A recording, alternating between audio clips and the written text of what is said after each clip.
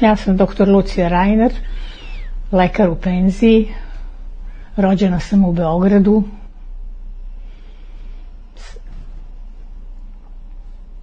Dosta sam u životu toga proživela i sada kad pravim neki bilans, čini mi se da je to mnogo i za 2 života, a ne samo za 1. Moj otata je prvi odveden u Topovske šupe, to je Alojz Rajner, i to je bilo negde, ne mogu vam reći tačno, ali otprilike negde početak oktobra 1941. godine. Nešto malo iza toga moj tata je bio već registrovan na Tašmajdanu, jer su se svi morali javiti kao Jevreji tamo, ali je on od kuće odlazio na raznorazne radove, raščišćavanja porušenog Beograda i svega toga. A moram da spomenem, on je bio na vojnoj vežbi i sa vojne vežbe je pobegao kući u razrušen Beograd došao, a da to nije, bio bi ostao živ, isto kao što je ovaj stric koji je bio zarobljen, posle zarobljeništva ostao živ. Uglavnom, moj deda je prvi bio u Topovskim šupama i odande je grupa starijih ljudi odvedena. Tako su pričali meni, mama je to pričala, mama je svaki dan bila kod tog logora u ono vreme. Mene nije vodila, nego samo s vremena na vreme, ali tek kasnije kada je tata bio zatvoren. A tata je od kuće bio vođen, ponavljam, na raščišćavanje razrušenog Beograda. Kad su oni fizički radili sve što su radili, ali su jedan period imali mogućnost da se vrate u kuću. To je bilo kratko, ne mogu da se setim tačno kada, ali znam da je i on ubrzo posle odlaska dedinog iz logora Topovske šupe, tada je jedna druga mlađe generacije grupacija bila zatočena u tom, oni su ga zvali radni logor, i on je de facto bio, negde je pisalo da je to bio egzekucija, Bože sačuvaj, to nije tačno, to je bio odvratni, ali radni logor. Odande su oni vođeni na raznorazne tačke čišćenja radova, najtežih radova i tako dalje, ali tamo egzekucije nije bilo, sem ako nije od batina neko ostao na zemlji. Odrastala sam u jednoj mnogo članoj porodici koja je bila dosta kompaktna. Moj deda je imao 4 sina, u ono vreme moj otac je bio najstariji sin i u ono vreme je bio jedino on oženjen, a ovi ostali su još bili momci. Jedan je bio inženjer tehnologije u Kaštelu nekada, to je Pliva današnja. Drugi je tada bio na odsluženju vojnog roka kao đak, tada se to tako zvalo, đak student, i on je sticajem okolnosti bio zarobljen i kao takav ostao živ, a druga dva, treći i četvrti, odnosno prvi i četvrti brat, najmlađi i najstariji, bili su u Beogradu, i isto kao što su i moj deda i baba i ostali svi završili te kobne godine, tako su i oni nestali bez traga. Međutim, sve priče i sve kopanja, sva kopanja koja smo radili, i moja mama, koja je tada bila relativno mlada žena,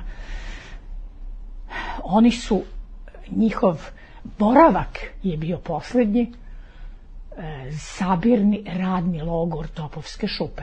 Ako neko ima toliko mnogo godina koliko ja danas imam, a da deli život na jedno parčence koje je bilo u jednom normalnom toku življenja u okviru široke brojne porodice, da bi se nastavio od 1941. godine na ovamo, gde ostajem sama sa majkom, jer moja majka nije bila Jevrejka i ona je bila po nemačkim zakonima, i ja sam po nemačkim zakonima na taj način bila zaštićena, jer mi je majka bila Arijevka, prema tome ja pripadam onome što je majčina linija. I to je, zahvaljujući tome, je bilo i dalje moj život u okupiranoj Srbiji, Jugoslaviji tada, i okupiranoj i tako dalje, do dana današnjeg. Ali pečat je to, Znači, taj presudni moment, ta 41. godina, izbijanje Drugog svjetskog rata, Beograd u tom, sve ono što je se desilo Jevrejima tada i u tom periodu i sve ono nakon toga.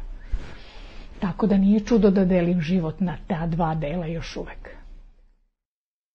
Sam bila jedno grdno razmaženo dete, jedino u porodici velikoj u to vreme, tetošena sa svih krajeva, sve se moje udovoljavalo. I moram da ponovim rečenicu opet moga otate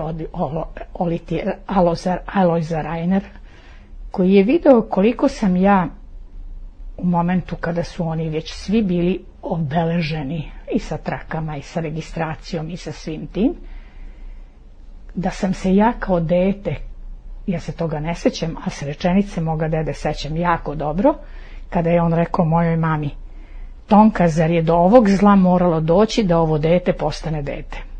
Hoću reći da postane nerazmaženo derište. To je rečenica koju ću pamtiti dok sam živa.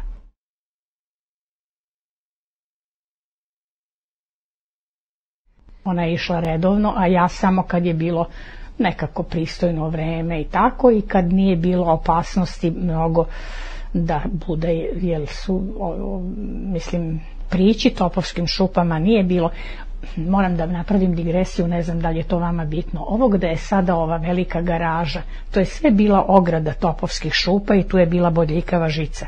I kroz tu bodljikavu žicu smo mi primali one cedulje koje vi imate iz muzeja. To je gurano kroz te rupe nad žici koje smo mama i ja prišli, uzeli i izgubili se, da neko, jer je bilo los, sviždanje, toga se sećam, ko je prišao ogradi, to je grubo bio odbacivan i tako dalje, mislim od strane nemačkih stražara. Mogla je da razgovara katkada, ali je mogla na određenom mestu da preda čisti veš, da uzme prljavi veš, da donese kući i da ponese nešto od hrane, ali to je moglo samo malo, ne sećam se više šta, ali šta se moglo dati, ali razgovori su bili jako ograničeni, a više su bile predaje tih paketa koje je ona redovno nosila. A razgovor je, ako je bio, onda je bio ne baš dozvoljen kroz te žice. Ako oni dođu do ograde, pa onda se poneka cedulja gurne ili neko pisamce ili tako nešto.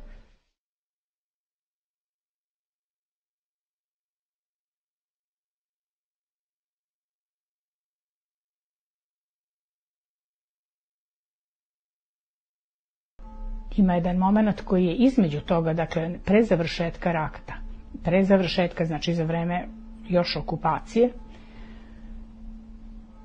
Moram da napomenem, kada je pravljen transport s kojim je moj otac odlazio na put bez povratka, toga dana su birani zdravi i mladi ljudi. I moja majka je bila ubeđena da je on transportovan negde na neki rad u Nemačkoj. I uopšte nije bila pomirena sa tom idejom da njega više nema. Ni njega, ni njegovog brata, koji je bio još 5 godina mlađi. On je najstariji i jedan najmlađi. To sam pomenula već. Za vreme rata mama dobija od Internacionalnog crvenog krsta, koji je bio smešten u Siminoj ulici. Ona se nikad nije mogla nakajati da nije uzela to, nego je to ostavila, taj papir, na nemačkom. Pitali su je da li ona Antonija Reiner, jeste. Da li imate nekoga u zarobljeništvu? Moj stric je bio u zarobljeništvu i oni su kao zarobljenici nemački, kao internacionalni, mi smo dobijali poštu redovno od moga strica i od njega, s njim smo bili u kakvom takvom, jednom u 2 meseca, jednom u 3 meseca, ali to su bila onako nekakva dugačka pisma, ja se sećam izgleda, toga nemam ni jedno, nažalost. Tako da, mama je rekla da ima devara u zarobljeništvu.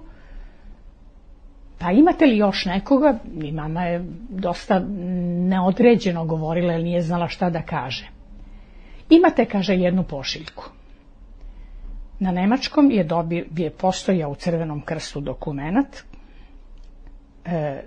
Antonija Reiner sa stanom tu i tu, Da li je ostala nepovređena posle poslednjeg bombardovanja, dakle to je posle američkog bombardovanja, i kakvo je njeno zdravstveno stanje, jer mama je 1941. dobila jedno zapalenje plućne maramice i posle toga je bila jako lošeg zdravstvenog stanja i praktično mislilo se, posle toga je bila u bolnici i tako dalje, nije to bitno sada, ali hoću da vam kažem, dakle to je neko ko je bio upućen u to sve i potpis je bio samo bliski član porodice, bez imena, bez prezimena, bez ičega. Kada je mama htela da do toga dođe, nemačka komanda joj je rekla, ne može, to je za vas, jel to vaše, jeste, imate nekoga, verovatno je to neko i time. Mama je bila više nego ubeđena do kraja njenog života da je to bio znak, da je moj otac bio negde, da je negde na nekom radu bio, da je neko učinio i poslao tu poruku, ali to je bila 40 i koja godina, posle toga Nemačka još uvek nije kapitulirala, sve je to bilo još uvek ratno stanje. Šta je bilo posle toga? Ništa. Nikakvog drugog traga. Ničeg drugog, ni preko Crvenog krsta se nije moglo doznati. To su bili poslednji, kako da kažem, tragovi kojima se moglo nešto tražiti. I to je sve. Deda je odveden kamionom sa Topovskih šupa put Jajinaca i najverovatnije u Jajincima i završio. On i od sestre moje bake, muž, bili su zajedno u logoru, Tajčika Željko i otata su bili istog dana odvedeni, put Jajinaca i drugog traga nema.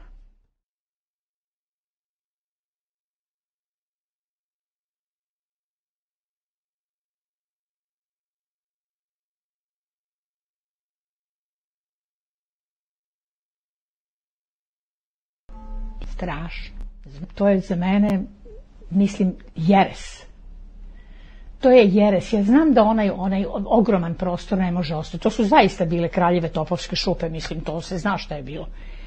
Ali da se tu nije moglo napraviti makar od jednog paviljona jedan memorijalni centar, kao što su druge zemlje ispoštovale takva mesta, to ne mogu da shvatim.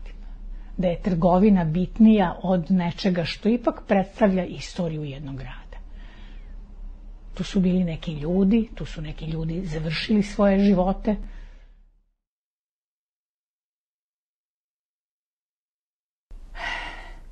Pa prvo je važno, znate, i ovaj Dorćol, to je nekada bila Jalija.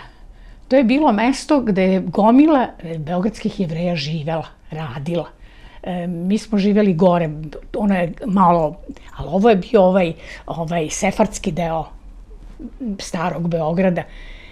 Pa ne može mi niko reći da ne pamti ta vremena kada je ovaj kraj grada imao neki pečat te grupacije ljudi koja je tu živela, stvarala, imala gomilu radnjica, imala ćepenke u kojima je radila svoje zanate. Pa ne možeš to zaboraviti.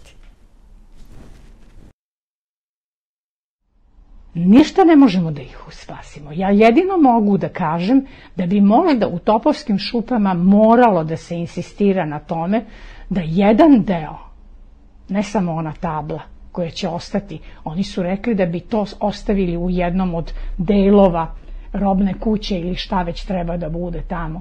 Ali mislim da ako nije država planirala, a nije planirala da je proda to, a ako nije planirala da tu napravi nešto, alam neki memorijalni centar, ja mislim da su sve ovi pokušaji bez mnogo nade na uspeh. Nažalost, sve se prodaje u ovoj zemlji sada i danas, i uvek se prodavalo, nije to samo sada, ali onaj ko je vlasnik tog zemljišta hoće to da unovči najbolje moguće i to će i uraditi. Prema tome, makar da postoji obeležje sa nekim, možda, ne znam, dokumentacijom, da nekim slajdovima koji će se vrteti kao što u belom svetu postoji, gde vi imate, dobro, Jad Vašem je nešto sasvim za sebe, to ne mogu da poredim, to je nešto što isto treba videti i to je. Ali recimo tako neka knjiga, živa knjiga koja ide sa uspomenama nekih ljudi koji su još mogli da daju neki putokaz i nešto iz toga vremena, da bude neki podsjetnik. To je nekakva moja, recimo, molba, želja, ne znam šta da kažem. Da jednostavno to ne bude jedna obična robna kuća, nego da postoji deo koji je posvećen tome.